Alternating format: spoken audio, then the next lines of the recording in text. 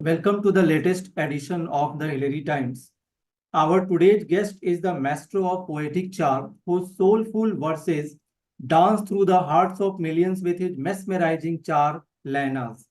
With each syllable, he paints a canvas of emotions, weaving tales that resonate across generations. Let's welcome Padma Shri Surendra Sharma ji. Sir नमस्ते, कैसे हैं आप? बहुत अच्छे, नमस्कार। Sir सबसे पहले तो आपसे ये जानना चाहते हैं कि जो चार लैना है और आपका नाम, हमें लगता है कि एक दूसरे के पर्यायवाची, द राइट वर्ड इज। तो सर मैं ये हाँ, जानना। पहले था ऐसा, अब नहीं है। अब मैं चार लाइन बहुत कम सुनाता हूँ। हम्म। वर्त, वर्तमान में सामाजिक परिस्थितियों पर हम्म। व्यंग्य और हास्य करता हूँ। हम्म। तो सर उससे जुड़ा एक प्रश्न था कि जो आप चार लाइना बनाते थे, तो उन चार लाइनों के पीछे आपकी बहुत मेहनत होती होगी। तो कितने लाइन ऐसे होते थे, कितने शब्द ऐसे होते थे, भावनाएं ऐसी होती थी जिसको कट पिट करके वो चार लाइना हमारे सामने आता था?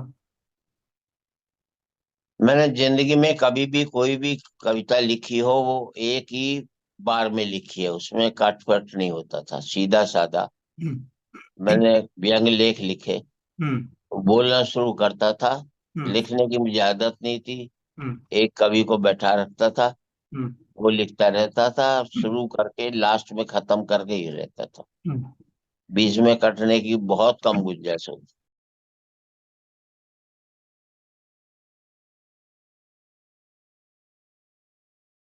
हम्म। सर हम सब आपके चार लाइना सुन सुन करके बड़े हुए, और तब ऐसा मत सब कहो ना, ऐसा मत कहिए। सुनते नहीं तो क्या बड़े नहीं होते? बिल्कुल सर। सर मैं ये जानना चाहता हूँ कि वो चार लाइना जो आपने बनाया, तो वो चार लाइना ही क्यों था? दो लाइना या छह लाइना ऐसा क्यों नहीं था? चार दिशाएं हैं। हम्म। आदमी जब जाएगा तो भी चार कंधों पर ही जाएगा। हम्म।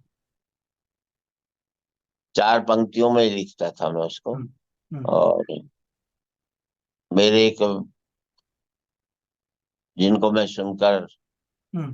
प्रभावित हुआ, विमलेश जी थे राजस्थानी के। हम्म। वो भी चार लाइन ही लिखते थे। हम्म। हम्म। एक बात और सुना दियो, वो कहते हम्म। थे। हम्म। तो जो चीज चार में आ जाए उसको 40 लिखने की से क्या जरूरत?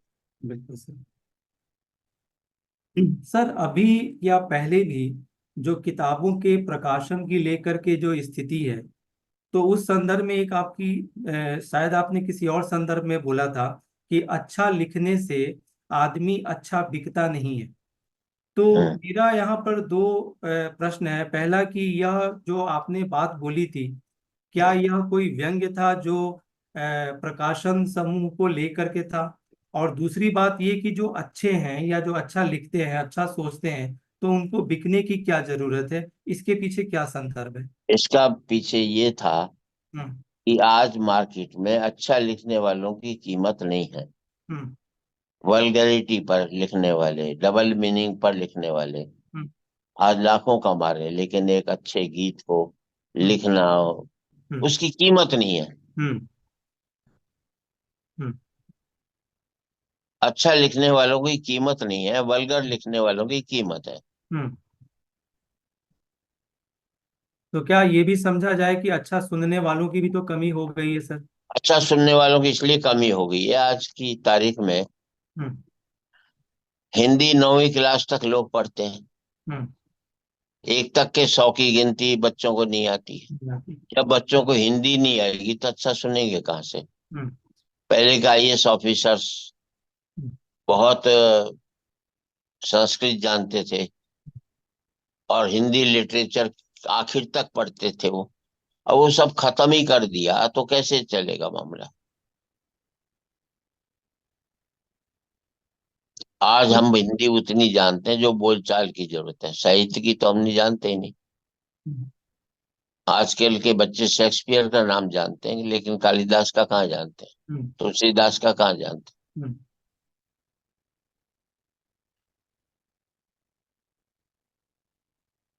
ये दिक्कत है। हम्म। तो सर क्या ये भी कारण है कि हिंदी जो है, हिंदी भाषा जो है, वो रोजगार देने में उतनी सक्षम नहीं है जितनी अंग्रेजी? सीधी बात है ना, भाषा तो वो तरक्की करेगी जो पेट से जुड़ेगी। हम्म। हिंदी जो है ज्ञान की भाषा है, विज्ञान की भाषा तो बनी नहीं। हम्म। जब विज्ञान की भाषा बनेगी तब रोजगार देगी। हम्म। आज हिंदी के लिए जो रोजगार उपलब्ध है, हम्म। वो पत्रकारिता में और उसमें इससे ज्यादा तो कहीं बढ़ते नहीं है। हम्म। आज की तारीख में पहले हर एक बिजनेस वाला अपना हिसाब किताब हिंदी में लिखता था, मैं भी लिखता था। हम्म। अब सब अंग्रेजी में आ गया, हम्म। तो बढ़ेगी कहाँ से? पर हाँ, ज्ञान की भाषा हिंदी जरूर है। संस्कार की भाषा हिंदी है। हम्म। अंग्रेजी कार की भाषा है, हिंदी संस्कार की भाषा है। तो सर आज के संदर्भ में कार ज्यादा जरूरी है या संस्कार ज्यादा जरूरी है? क्योंकि जो देखने में आता है कि लोग कारों के पीछे ज्यादा भाग रहे हैं। नहीं, जरूरी नहीं, कार भी एक आज की तारीख में आवश्यकता है। हम्म। पर संस्कार के साथ भी तो कार हो सकती है ना। हम्म। सर हमारे सामने जब भी आपका नाम आता है, जब भी एक इमेज आती है, तो उसमें इमेज में हम अक्सर आपको देखते हैं कि आपने सूट बूट पहना हुआ है, टाई लगाई हुई है। ये एक इमेज हमारे सामने दिखती है। मगर आपकी जो कविता है, जो भाषा है, आप जिन मुद्दों को उठाते हैं, वो जमीन से जुड़ी हुई चीजें होती हैं। तो मेरा प्रश्न इससे जुड़ा हुआ है कि एक तरफ मॉडर्निटी, सूट बूट, और दूसरी तरफ सिंप्लिसिटी, जो आप जैसे सोचते हैं, और वही डेप्थनेस आपकी रचनाओं में देखते हैं। तो इन तीनों चीजों का जो समन्वय है, ये मेंटेन आप कैसे करते हैं? बाकी लोगों के कपड़े कविताएं लिखते होंगे, हम्म। मेरे कपड़े कविताएं नहीं लिखते, मैं लिखता हूँ। हम्म। जो पहनावा मुझे अच्छा लगे। हम्म। आज ये थोड़ी कि वो विदेशी पहनावा, वो तो भारतीय पहनावा हो गया। हम्म। उसको आप उससे अलग करके मत जोड़िए ना। हम्म। हमें वातावरण को, हम्म। हमें अपने मुल्क को हम्म। आधुनिकरण पर ले जाना था, हमने पाश्चात्यकरण पर ले गए। हम्म। दिक्कत ये है। हम्म। समाज को आधुनिक होना चाहिए, समय के साथ बदलना चाहिए, लेकिन हमें उसमें पाश्चात्यकरण ज्यादा आ गया और अपना देसीपना खत्म होता चला गया। फिर सूट पहनने में मेरी उम्र थोड़ी कम, 10-12 साल कम हो जाती है। हम्म। तो मैं किसी को क्यों बताऊं मैं 80 साल का हूं? चलो। हम्म। हाँ। सर आप, जो कविता आपकी, जो हम सुनते थे, जैसे आप बोलते थे कि दो लाइनों में मैं बोलूंगा, दो लाइनों में मेरी घराड़ी बोलेगी। तो हम एक ऐसे टाइम पर आजकल हम रह रहे हैं जहां बात बात पर महिला उत्पीड़न, महिला को लेकर के कि आपको लेडीज से बात करने का तरीका नहीं है, बात बात पे लोग नोटिस दे देते हैं। तो जब आपने यह शुरू किया था, और तब के दौर में और अब के दौर में जो महिलाओं, अगर आज के दौर में आप शुरू करते, तो मुझे ऐसा लगता है, मे बी मैं रॉन्ग हूँ, कि यहाँ तो कई महिलाएं नोटिस दे देती। तो नहीं, आज भी आपको। पढ़ता हूँ, कोई नोटिस नहीं देता। मैं महिला से हाथ से करता हूँ, हम्म। बाकी लोग उपहास करते हैं। हम्म। मैं महिला को किसी भी अपनी चार लाइन में हम्म। डिग्रेड नहीं करता, हम्म। उसको पति के मुकाबले में अपग्रेड करता हूँ। बिल्कुल। बाकी लोग डिग्रेड करते हैं, उपहास हम्म। करते हैं। हम्म। मैं मखौल नहीं उड़ाता किसी का। हम्म। हम्म। तो सर आपने, जो आपकी जो लाइनें थी, उनका जो मेन जो सेंट्रल पॉइंट था, वो आपने घरारी ही क्यों चुना? क्या वो कोई खास रीजन था? खास रीजन तो नहीं था, लेकिन दूसरों की घरवाली लाता तो अब तक जिंदा थोड़ी बचता। मेरी घरवाली मुझे कुछ कह नहीं सकती, क्योंकि सारी कमाई वो लेती है। हम्म। वो तो बल्कि प्रोत्साहन देती है। हम्म। सर, सर पहले भी आलोचक रहे थे, आज भी आलोचक हैं, और अब तो आप खुद भी सोशल मीडिया पर हैं, इंस्टाग्राम पर हैं। आजकल एक नई जमात आ गई है ट्रॉलर्स की, जो बिना बात लोगों को परेशान करते रहते हैं।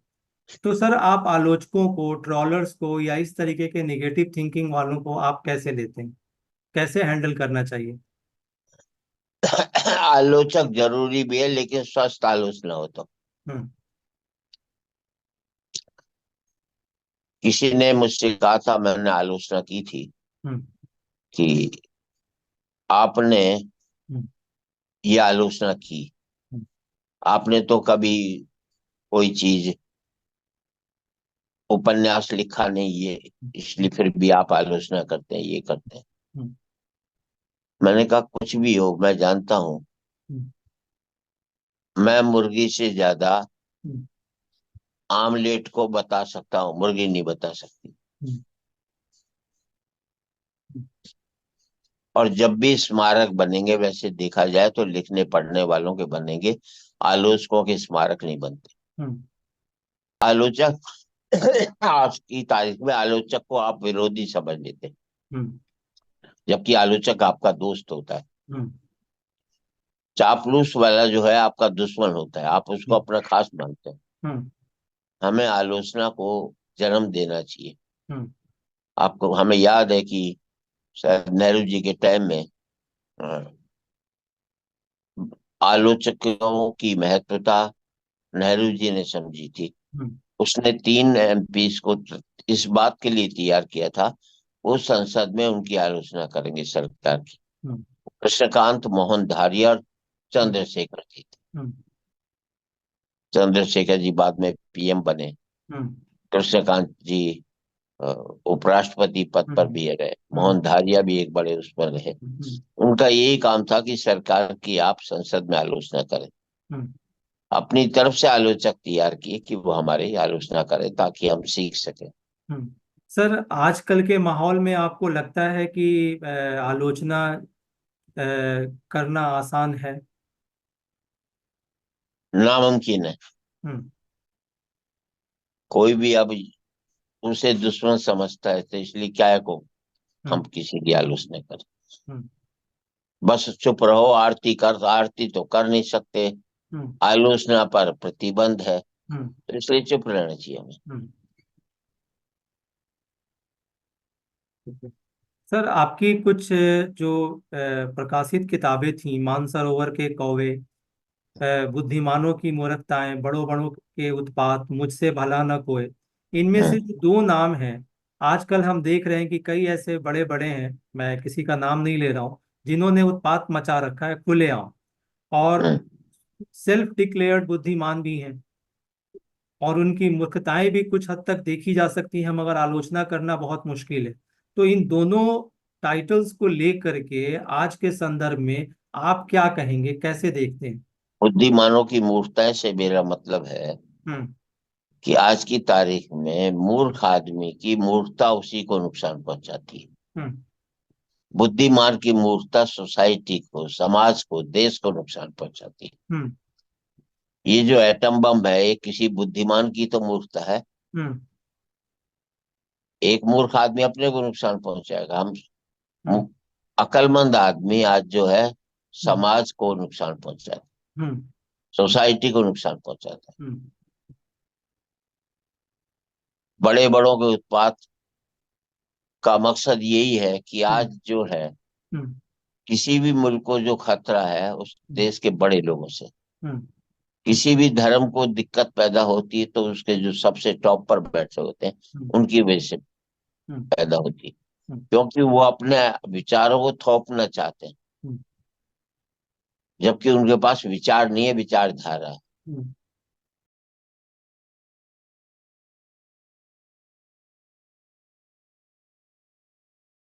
अभी आप देख ही लीजिए ना, राम तो झूठे बेर खा सकता है सबरी के, हम्म। लेकिन सबरी को राम के मंदिर में जाना हम्म। निषेध है। हम्म। ये मूर्खता ही तो है ना। हम्म। आप राम के नाम पर करोड़ों कमा रहे हो, हम्म। लेकिन राम ने अगर उसके झूठे पैर खाए थे, हम्म। तो तुम तो उसे छूना भी पसंद नहीं करते। हम्म। फिर किस बात के आप राम को जानते हैं? हम्म। राम के नाम को भुनाना जानते हैं, आप राम को जानते नहीं। हम्म। सर, आपने राम की बात कही है, तो आज एक जो हमारा मेरठ है, जिसको हम एक तरफ कहते हैं कि रावण का ससुराल है, और आज वहाँ राम जी चुनाव लड़ रहे हैं, तो इसे आप कैसे देखते हैं? एक बार फिर रावण के गढ़ में राम जी। राम थोड़ी चुनाव लड़ रहा है, उसका हम्म। जो किसी ने पात्र किया था, राम का हम्म चुनाव लड़ेगा। बिल्कुल। अरुण गोविल। हम्म अरुण गोविल चुनाव लड़ रहा है, राम हम्म का चुनाव लड़ता है। हम्म तो आप उसको उसमें देखें तो आपकी गलती है। हम्म व्यक्ति चुनाव लड़ रहा है, राम कहाँ लड़ता है? राम को हम्म लड़ने की जरूरत क्या है? हम्म जो जो पहले ही हमारे दिल में बैठा हुआ है, उससे हम्म काहे को हम्म हम घसीटते? हम्म। सर, आपके मन के अंदर ही राम है, आपने खुद भी कहा है। तो आप इसे कैसे देखते हैं कि हम व्यक्ति को पीछे रखते हैं और राम को आगे रख करके हम बात करते हैं? जैसे मैंने खुद ही कहा कि राम चुनाव लड़ रहे हैं, आपने मुझे करेक्ट भी किया। तो इसे कैसे देखते हैं आप? मैं तो मानता हूँ, हम्म मैं कई बार मंच पर भी कह देता हूँ, मैं ईश्वर से बड़ा हम्म इसलिए बड़ा हूं कि वो मेरे अंदर रहता है। हम्म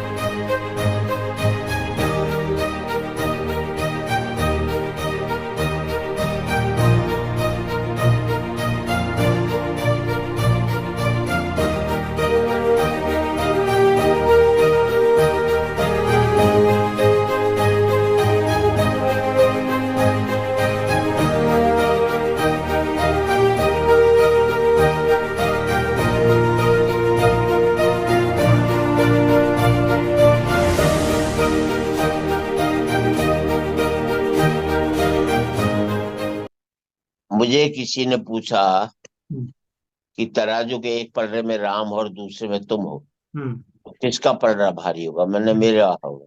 हम्म बोले कैसे होगा? मैंने तराजू के एक पलड़े में राम होगा, दूसरे में मैं होऊंगा, हम्म और मेरे भीतर बैठा हुआ राम भी होगा। हम्म हमें भजन करना नहीं चाहिए, मनन करना चाहिए। हम्म भजन में आप राम को अंदर से बाहर निकालते हैं, मनन हम्म में बाहर से राम को अंदर लाते हम्म।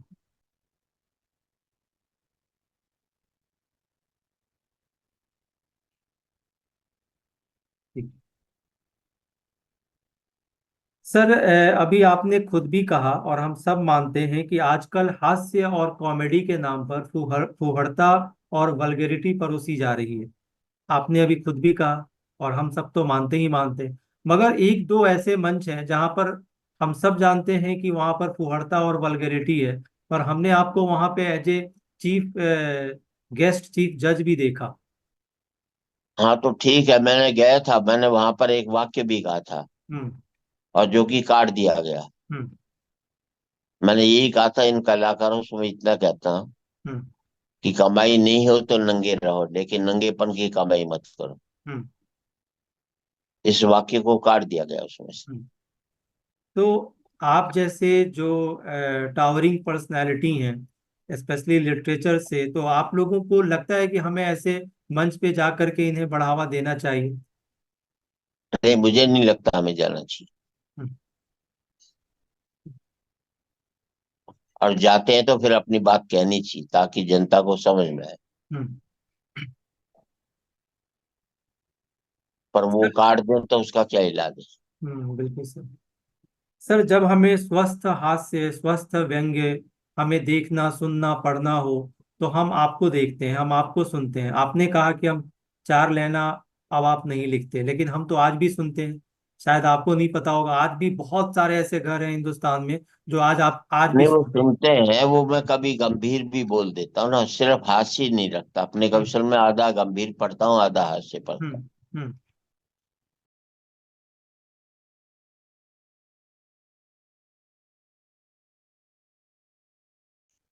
तो सर, मेरा प्रश्न ये है कि आपको जब इस तरीके की स्वस्थ चीजों को पढ़ना, सुनना, देखना हो, तो आपके फेवरेट कौन है? आप किनको सुनना, देखना, पढ़ना पसंद करते हैं और क्यों?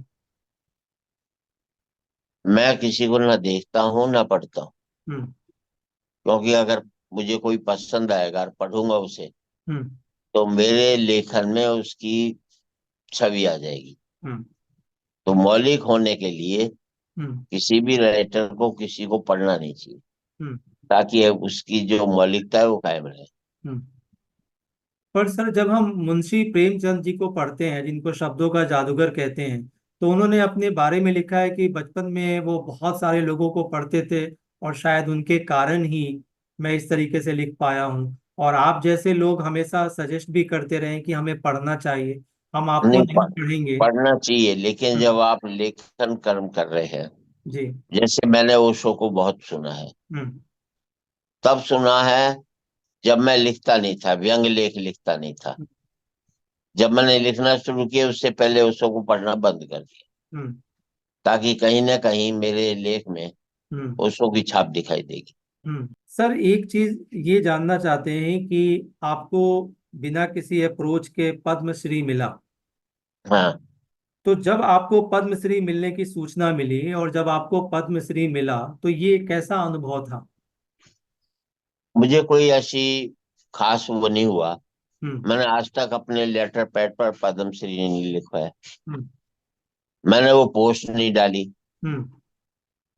मैंने विजिटिंग कार्ड पर नहीं लिखवाया पद्मश्री। हम्म। एक सरकार ने मुझे सम्मान दिया है, हम्म। तो ये नहीं कि उस सम्मान को मैं भुनाता डोलूं, हम्म। उसको मैं अपमान भी नहीं करता। लेकिन हाँ, ये है कि वो मेरा परिचय नहीं। मेरा परिचय अगर सुरेंद्र शर्मा के नाम से मुझे जानते हैं तो पद्मश्री उसमें लगाने की जरूरत क्या है? हम्म। पर आजकल तो सर, अवार्ड लेने के लिए मारा मारी होती है। मैंने स्पेशली इसीलिए बोला भी कि बिना अप्रोच के आपको मिला। वो तो जिन्होंने दिया उनके गलती की मैं माफी मांग लेता हूँ। नहीं सर, ये हमारे लिए, भारत के लिए गौरव की बात है कि आपको पद्मश्री मिला।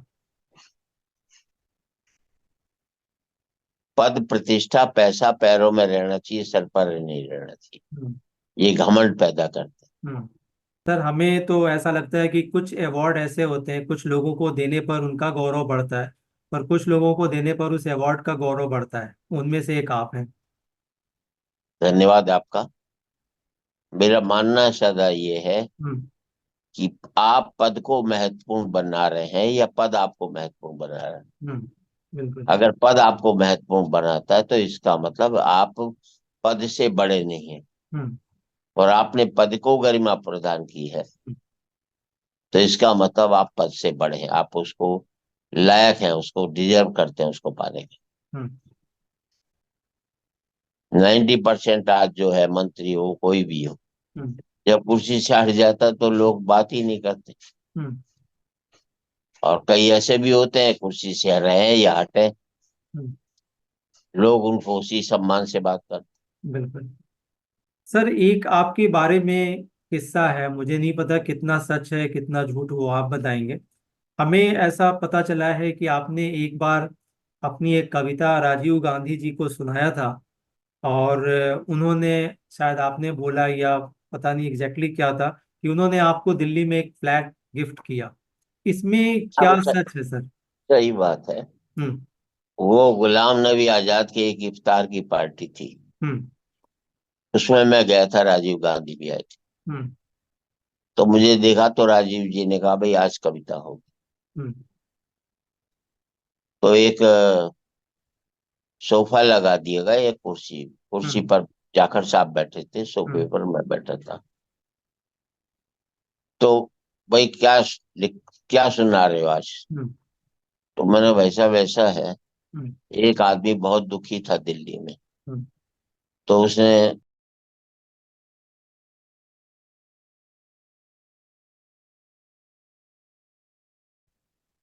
आत्महत्या करने के लिए यमुना नदी में छलांग लगाई। हम्म। जब छलांग लगाई तो उसने देखा कि एक तरबूज तैरता हुआ है। हम्म। उसने सोचा मरने से पहले इस हम्म। तरबूज को ही खा लो। हम्म। तो तरबूज को चीरा तो उसमें से जिन्न निकला। तो जिन्न ने उससे कहा भाई आलीजा हुक्म करो, मैं आपके लिए क्या कर सकता हूँ। हम्म। अब उस आदमी ने सोचा मरने से क्या फायदा, सारे काम इसी से करवाएंगे। हम्म। तो उसने जिन्न से कहा बोले जिन्न भाई ऐसा करो, हम्म। मुझे दिल्ली में 3 बेडरूम का फ्लैट दिलवा दो। तो जिनने उसके तमाचा बोले, बोले साढ़े दिल्ली में रहने को जगह होती तो मैं तरबूज में ही पड़ा रहता। तो राजीव जी ने, भाई मुझे क्यों सुना रहे? मैंने जी मैं वो जिन हूँ जो तरबूज में पड़ा हुआ हूँ। हम्म, तो फिर उन्होंने गुलाम नबी साहब को कहा हम्म, कि भाई सुरेंद्र शर्मा को जिस इलाके में चाहिए हम्म, 3 बेडरूम का फ्लैट दिलवा देना, हम्म, जो आर्टिस्टों को दिए जाते हैं, हम्म, सदा से ही दिए जाते हैं। हम्म, हम्म, तो मुझे एक हफ्ते बाद वो फ्लैट मिल गया था, हम्म, भंडारा रोड में। हम्म। फिर उनके जाने के बाद फिर मैंने वो सरेंडर कर दिया। सरेंडर क्यों कर दिया सर आपने? ये तो एक वो मेरी दौलत थोड़ी थी, जिसने दिया था। हम्म, जब वो नहीं रहा तो मैं क्यों रखूंगा उसे? सर वैसे आप, भी देना ही पड़ता, जी जी जी। क्योंकि उस दोबारा उसके रिन्यूअल के लिए कैबिनेट कमेटी की जरूरत होती है। हम्म, तो कैबिनेट कमेटी में रखा जाए, हो या नहीं हो, इससे अच्छा निकल जाओ वहां से। हम्म, राजीव जी से कौन पूछता? कैबिनेट कमेटी जो कह दिया वो था। हम्म। सर आप कहते हैं कि जो पार्टी है बोलती है, देश हारता है। तो आज के संदर्भ में इसे, हम इसको कैसे ट्रांसलेट करें, कैसे इसको इंटरप्रेट करें? हर चुनाव में राजनीति जीत जाती है, मुल्क हार जाता है। हम्म, क्योंकि हम लोगों का एक ही अपराध रहा कि हमने पार्टियों को वोट देना शुरू कर दिया। हम्म, मेरा मानना है हम्म, कि हर चुनाव में हम्म, पार्टी जीत जाती है, मुल्क हार जाता है। हम्म, क्योंकि एक ही अपराध रहा हमें कि हमने पार्टियों को वोट देना शुरू कर दिया। हम्म, अगर हम अच्छे व्यक्ति को वोट देना शुरू कर देते हम्म, तो हर एक पार्टी वाले अच्छे व्यक्ति को टिकट देना शुरू कर हम्म, देते। हम्म, फिर कोई भी पार्टी हारती जीतती, हम्म, लेकिन व्यक्ति जो है वो अच्छा था। हम्म, वो हमारा अपराध आजादी के टाइम से अब तक। हम्म। सर सबसे महत्वपूर्ण बात एक जो हम सब नोटिस करते हैं कि आप जैसे ही कुछ बोलते हैं, हम चाहे किसी भी मूड में हो, हमारे चेहरे पर हंसी आ जाती है। और हमने आपको अक्सर देखा है कि आपके चेहरे पर एक गंभीरता रहती है। वैसे मैं अपने आप को लकी मानूंगा, क्योंकि मेरे पास आपके साथ एक ऐसी तस्वीर है जिसमें आप खुल के हंस रहे हैं। ये मेरे कॉलेज के दिनों की बात है। तो मेरा नहीं, प्रश्न, वो मैं हंसता हूँ ऐसी बात नहीं है। हम्म, मंच पर कविता पढ़ते वक्त इसलिए नहीं हंसता कि लोगों का ध्यान मेरी हंसी पर 10-15% जाएगा। हम्म, लेकिन जब मैं नहीं हंसूंगा तो 100% ध्यान, सौ हम्म, प्रतिशत मेरे हम्म, शब्दों पर जाएगा। हम्म, तो वो ज्यादा प्रभाव पैदा कर। हम्म, ठीक और है। मेरा मानना है कि हमारा ओशो ने कहा था, जब आप हंसते तो ईश्वर की प्रार्थना करते हैं। हम्म, और मैं कहता हूँ, जब आप किसी को हंसाते हैं तो ईश्वर आपके लिए प्रार्थना करते हैं। हंसना कम महत्वपूर्ण है, हंसाना ज्यादा महत्वपूर्ण। हम्म। बहुत अच्छा। तो सर हम भी प्रार्थना करेंगे कि आप हमेशा स्वस्थ रहें और आप इसी तरीके से हम सभी को, हिंदुस्तान को, दुनिया को हंसाते रहें। आपने हमें धन्यवाद। इतना समय दिया, इसके लिए मैं आपको धन्यवाद आपको भी देना बहुत चाहूँ। बहुत धन्यवाद।